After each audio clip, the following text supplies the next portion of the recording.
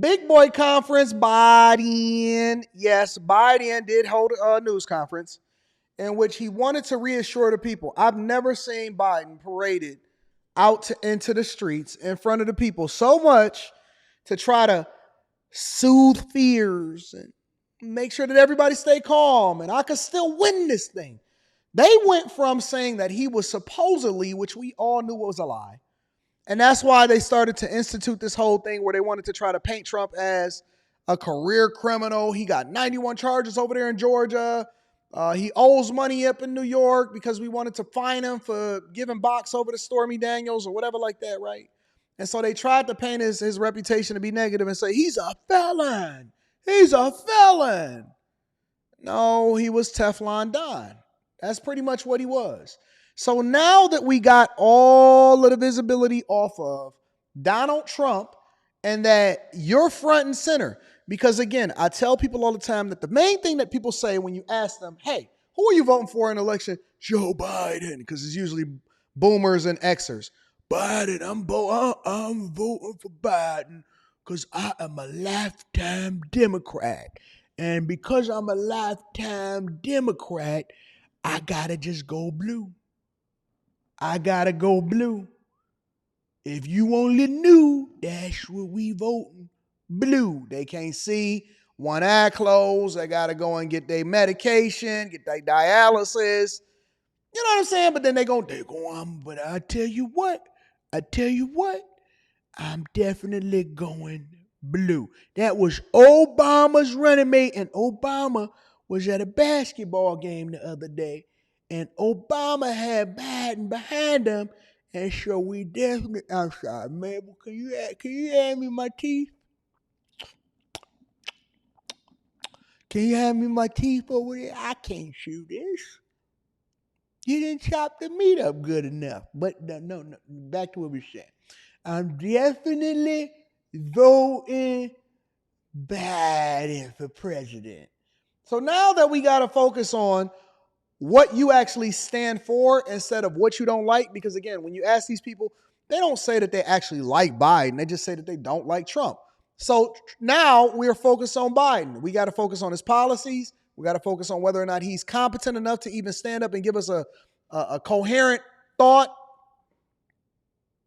And the people start panicking because when you stop focusing on all of the little circus that's going on around you, now you have to start paying attention to and having a conversation about whether or not this man is capable of being president of the United States of America. And so now we getting all of these press conferences and people running around and their hair on fire. George Clooney said, listen, we don't trust you. You need more people. We don't believe you.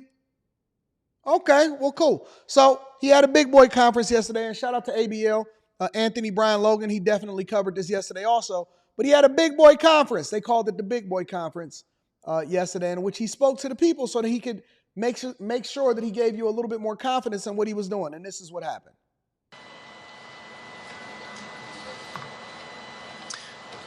Mr. President, your political future has hung over the NATO summit a little bit this week. Speaker Pelosi made a point of suggesting that your decision on whether to stay in the race was still open. George Clooney and a handful of lawmakers have called on you to step aside. Reuters is reporting tonight that UAW leadership is concerned about your ability to win. Not the people he's been pandering to the whole time. The UAW? The UAW. UAW just endorsed me, but go ahead. Thank you. My question for you is, how are you incorporating these developments into your decision to stay? And separately, what concerns do you have about Vice President Harris's ability to beat Donald Trump if she were at the top of the ticket? Look, I wouldn't have picked Vice President Trump to be vice president, but I think she was not qualified to be president.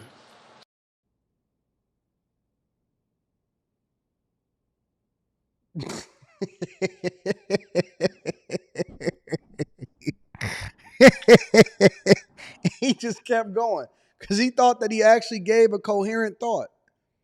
He genuinely thought that he gave you a coherent answer to assuage your fears. In the midst of asking a question and saying, hey man, everybody is concerned. George Clooney is saying you got problems. The UAW is starting to rethink whether or not they should have endorsed you in the first place. And right then and there, at his big boy conference, he triples down on why you should be concerned about him by referring to Kamala Harris as Vice President Trump and having confidence that Vice President Trump could eventually become President of the United States of America. Can we get a round of applause for Joe? Can we get a round of applause for Joe? Meanwhile, let me tell you something. Kamala Harris was over there at the AKA Boule conference in Dallas. People was getting thrown out, arrested. They say that black women was getting arrested in droves. I heard that Roland Martin's roly-poly butt was over there getting escorted out, and then they let him come back in with his selfie camera. Yeah, man, it's the Democratic Party is literally on fire. All we got to do is sit there and let it burn and then go to the polls in November to make sure that we do what we already said that we was going to do in the first place. But let's continue. So let's start there. Number one, the fact is that and they let him keep going. The consideration is that I think I'm the most qualified person to run for president. I beat him once, and I will beat him again. Secondly, the idea, I served in the Senate a long time. The idea that senators and congressmen running for office worry about the ticket is not unusual. And I might add, there are at least 5 presidents running or incumbent presidents who had lower numbers than I have now, later in the campaign. So there's a long way to go in this campaign. And so I'm just going to keep moving. And because, look, I got more work to do. We've got more work to finish. There's so much, we've made so much progress. Think about it. Think about where we are economically relative to the rest of the world. Name me a world leader who wouldn't want to trade places with our economy. We've created over 800,000 manufacturing jobs, 1.5 million jobs. So things are moving. We got more to go. What? Working class people still need help. What? You just skipped over there? Hold on. They're moving. We got some manufacturing jobs, 1.5 million jobs. So things are moving.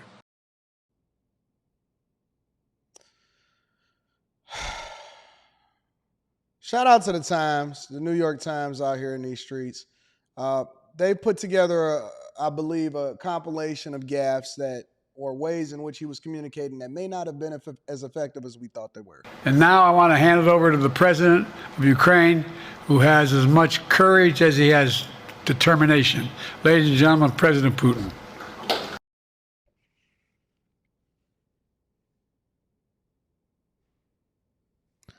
Are y'all still going with this or no?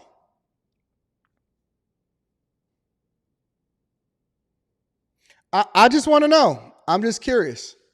This was yesterday. This is not 2 years ago. This is not a compilation over his entire presidency from 2020 all the way up to now 2024.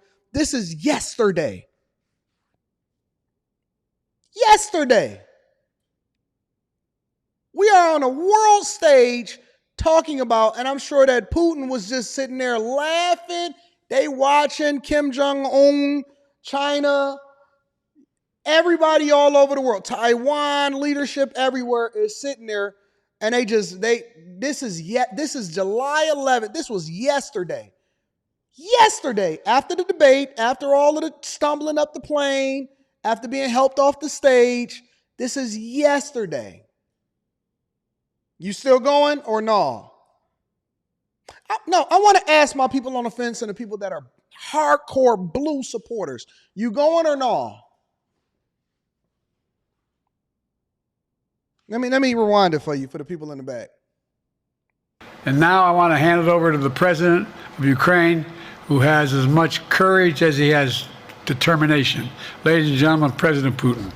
President Putin. He's going to beat President Putin. President Zelenskyy. I'm so focused on beating Putin, we got to worry about it. Anyway, Mr. President. What is he saying? We got to worry about President. We got to beat Putin. Beating Putin, we got to worry about it. And We got to worry about it.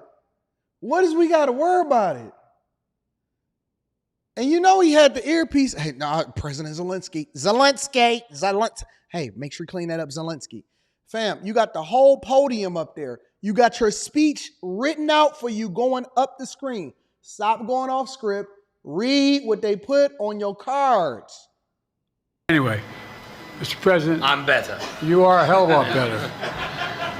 What concerns do you have about Vice President Harris's ability to beat Donald Trump if she were at the top of the ticket? Look, I wouldn't have picked Vice President Trump to be vice president, but I think she was not qualified to be president. So let's start there. Number one, the fact is that the consideration is that I think I'm the most qualified person to run for president. I beat him once, and I will beat him again. I'm ready to deal with him now and 3 years from now. Look,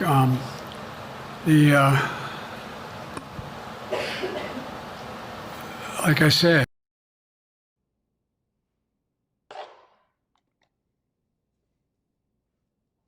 If it happened, listen, the man on the balloon pop show told us. He said, listen, if it happens once, that's a mistake. If it happens 2 or 3 times, whether it's the president not even being able to remember where he is, or women that decide that they want to have multiple different kids by multiple different baby daddies and getting the same results, opening up their legs and not marrying before they carry, it's the same results. He doesn't know where he is. He doesn't know where he is, y'all. Seriously, this is, look, man, look.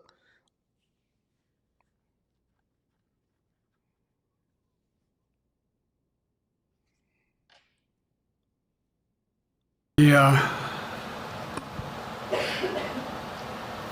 like I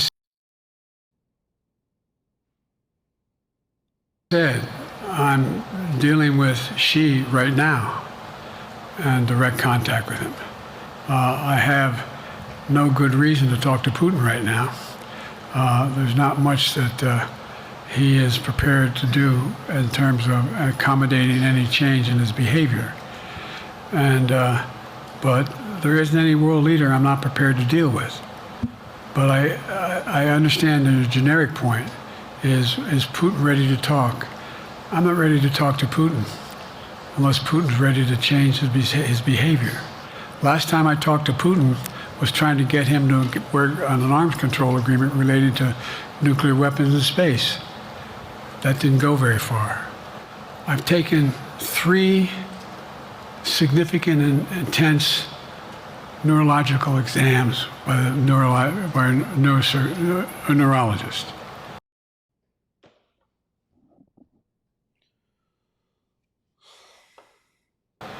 In each case, as recently as February, and they say I'm in good shape, okay? Although How many of y'all actually believe this? How many of y'all actually believe what the words, listen to what he's saying as he's saying it. God got a funny sense of humor and he's testing us. He's testing us. How many people are believing what he's saying? Listen to what he said again. Listen. intense. I've taken 3 significant and intense neurological exams by a neurosurgeon. How many of y'all actually believe the words that's coming out of his mouth? Honest to God.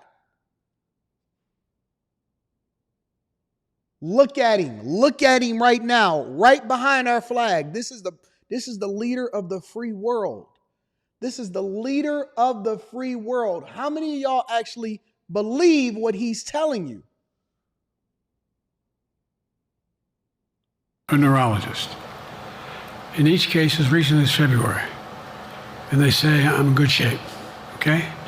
Although I do have a little problem with my left foot because it's not as sensitive because I broke my foot and didn't wear the boot. But I'm good. I've got to finish this job. I've got to finish this job because there's so much at stake. And if you looked at my schedule since I made that stupid mistake in the campaign, in the debate, I mean, my schedule has been full bore. You earlier explained confidence in your vice president. Yes. If your team came back and showed you data that she would fare better against former President Donald Trump, would you reconsider your decision to stay in the race? No, unless they came back and said, there's no way you can win. Me.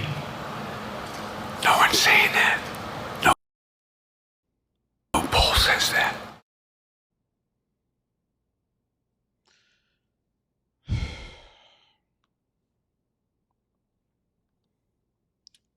That wasn't AI.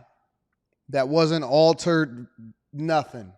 It was 100% Biden speaking to you confidence and confidently to you about what he thought was going to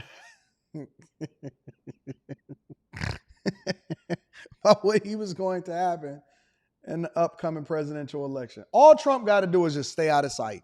Out of sight, out of mind. I'm not going to even say nothing.